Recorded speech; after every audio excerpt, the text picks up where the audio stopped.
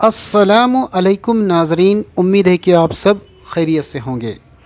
ये जो आप किला देख रहे हैं ये नासिक ज़िला मालेगांव तालुके में बना हुआ एक भुईकोट किला है, यानी ज़मीनी किला है और आबादी के दरमियान में है। हो जाए देखिए, ये मालेगांव का भुईकोट किला है। अक्सर आप जानते हैं कि भुईकोट किलों की जो रचना होती है वो अलग होती है और जो पहाड़ी किले होते हैं इनकी जो बनावट होती है वो अलग होती है, क्योंकि पहाड़ी किलों पर दुश्मनों को अटैक करना मुश्किल होता है। इसलिए कि किला बनाने का मकसद ही है कि दुश्मनों से हिफाजत की जाए, लेकिन ज़मीनी किले पर दुश्मन को हमला करना बहुत आसान होता है। इसके लिए बहुत सारी ऐसी तदाबीर की जाती हैं इन किलों में जिससे हिफाजत हो सके। जैसे आप इस किले की इस दीवार को देखिए, ये मज़बूत दीवार है और इसको होल बने हुए कई जगह। तो अंदाज़ा करिए कि होल क्यों बने हुए होंगे। ये होल इसलिए बने हुए हैं कि दीवार के करीब तक दुश्मन न पहुंच पाए। इसमें से वो लोग गरम तेल, भाले, तीर और बंदूकों से उनका मुकाबला करते थे। ये जो आपको पानी नज़र आ रहा है ये खंदक है, इन्हें दीवार के करीब तक दुश्मन न पहुँचे, इसीलिए चारों तरफ खंदक खोदी जाती थी। उस ज़माने में जो भुईकोट किला होता था, ज़मीनी किला होता था, और उस किले के उस खंदक में पानी भर दिया जाता और उसमें जहरीले जानवरें ने मगरमच्छ, सांप वगैरह छोड़ दिए जाते ताकि पानी को क्रॉस करके किले तक ना पहुंचा जाए। यानी उस ज़माने में जब हेलीकॉप्टर और प्लेन नहीं थे और मिसाइल नहीं थे तो लोग ये जो तलवार और भालों से ही मुकाबला करते थे। तो इसीलिए उनकी सुरक्षा के लिए उन्होंने इतने इंतज़ाम उनको करना पड़ते थे। ये किले का मेन दरवाज़ा है और काफ़ी ऊंचा और बड़ा दरवाज़ा है। आप अंदाज़ा करिए कि इतना ऊंचा और इतना बड़ा दरवाज़ा लगाने की क्यों ज़रूरत पेश आई होगी, क्योंकि उस ज़माने में हाथी और घोड़े पर लोग सफ़र करते थे। तो इस किले के अंदर जो राजा महाराजा है ना, जो सुल्तान जो रहते थे, वो घोड़े पर ही उनकी सवारी बाहर आती थी। तो जब घोड़े पर आएंगे तो जाहिर है कि दरवाज़ा उनको बड़ा ही लगेगा, ऊंचा ही लगेगा। तो इसीलिए लोग ऊंचा दरवाज़ा और बड़ा दरवाज़ा बनाते थे। देखिए, इस किले के दोनों तरफ खंदक है। मैं जैसे दिखा रहा हूँ आपको, यहाँ पर भी खंदक है दरवाज़े से बाहर, और अब देखिए दरवाज़ा है। दरवाज़े के अंदर ये इतना ऊंचा बुरुज नज़र आ रहा है और इस दरवाज़े के ऊपर भी बहुत सारे होल और बहुत सारी ऐसी चीज़ें बनाई गई हैं जो दुश्मन को करीब आने से रोक सके। इसके मुतालिक आपको मैं बताऊंगा। देखिए, इस तरफ भी आपको खंदक नज़र आ रही है, मगर ये खंदक अब मिट गई है, कई सालों की पुरानी है, कई साल हो चुके हैं इस किले को। अब इस दरवाज़े के ऊपर आपने जैसे देखा, और दरवाज़े के जब अंदर आएंगे तो फ़ौरन दुश्मन को पता नहीं चलेगा कि कहाँ जाना है।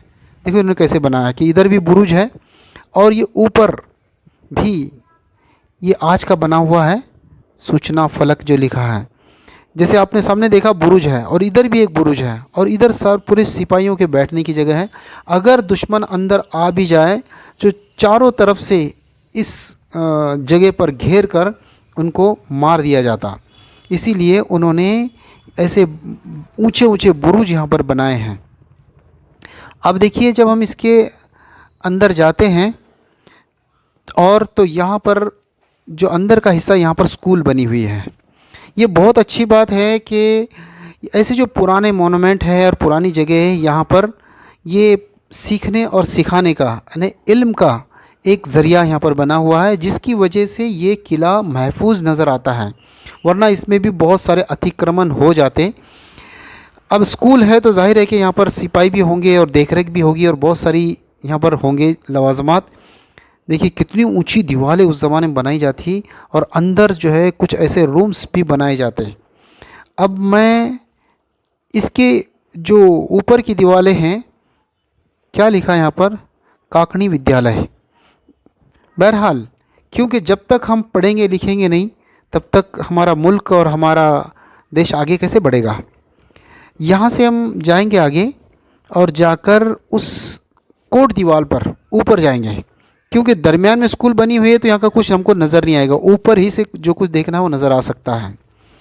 देखिए यहाँ पर भी कुछ सिपाहियों के लिए रूम बने हुए हैं और आजकल वो स्कूल के इस्तेमाल में है।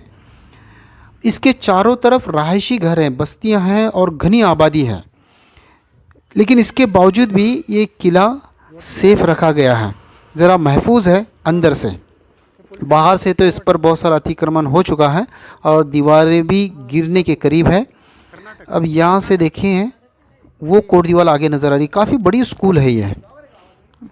अब वहाँ से हमने देखा था कि एक रास्ता है ऊपर जाने का, सामने की तरफ भी था, मगर वहाँ पर पुलिस के गार्ड बैठे हुए हैं। उन्होंने कहा कि भाई यहाँ से जाना मना है और यहाँ से मतलब टूरिस्ट के जान को ख़तरा हो सकता है, इसीलिए उन्होंने कहा कि वहाँ से न जाए।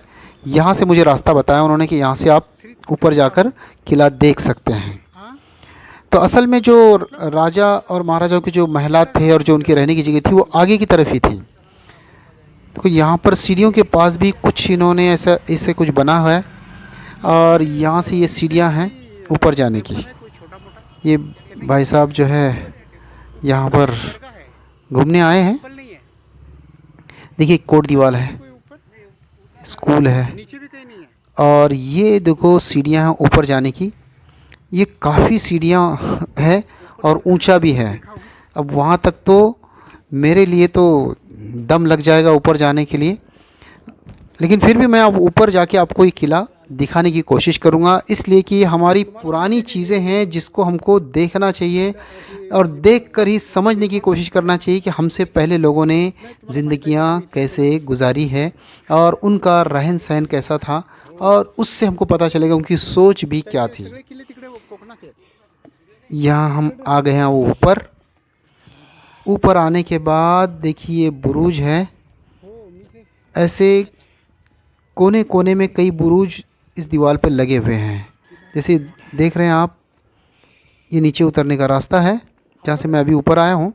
और काफ़ी देखो कितना बड़ा किला है, आगे तक नज़र आ रहा है। वो सामने कुछ इमारतें थी जहाँ वहाँ जाने की अब गुंजाइश नहीं है। वो सामने का गेट है जो छतरियाँ नज़र आ रही है आपको दो, वहाँ पर गेट था असल, मगर वहाँ पर जाने के लिए गार्ड लोगों ने मना कर दिया कि यहाँ पर आप नहीं जा सकते हैं। देखो यहाँ पर कुछ मकानात भी बने हुए महलात हैं पहले के जो टूट फूट गए हैं। अब जो गार्ड कहते हैं तो वो भी हमारी सुरक्षा के लिए कहते हैं। देखो यहाँ पर आगे बुरुज के ऊपर एक दरगाह जैसी चीज़ बनी हुई है। यहाँ पर भी हो सकता है किसी अल्लाह वाले की मज़ार हो उस ज़माने में। इस मालेगांव शहर में मुसलमानों की अक्सरियत आबादी है।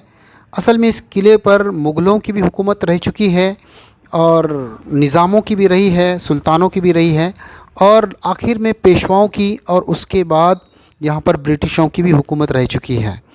यहाँ पर मुस्लिमों की आबादी इतनी घनी क्यों है, इसकी भी कुछ वजह है।